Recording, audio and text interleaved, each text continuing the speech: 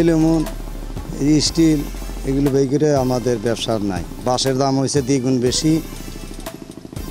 মাল বানালিয়ে বিক্রি করে নিয়ে হাটে যা ফেরি করে তা বিক্রি করতে পারি না। এই এলুমিনিয়ামের প্লাস্টিক এইগুলোর কারণে আমার ব্যবসা ভালো না। এখন বর্তমান আমার ব্যবসায় কামাই নেই, বাঁশের দাম বেশি, কামাই কাজে কম, প্লাস্টিক বাড়ায় মালের কদর কাছে শুরু হয়ে যায়।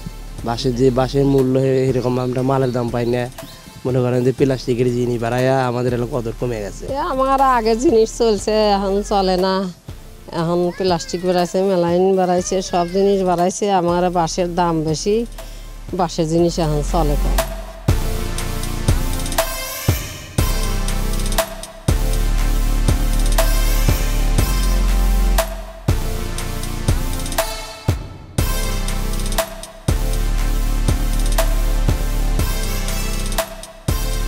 উল্লাপাড়া উপজেলার অন্তর্গত 210-এর অধিক আমরা জরিপের আওতায় নিয়ে এসেছি।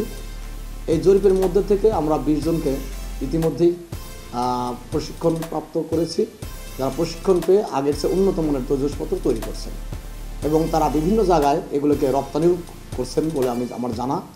তো আর এই 20 জনকে আমরা প্রশিক্ষণ ভাতা বাবদ তাদেরকে স্বাবলম্বী করার জন্য অনুদান হিসাবে 18,000 করে টাকা দেওয়া হয়।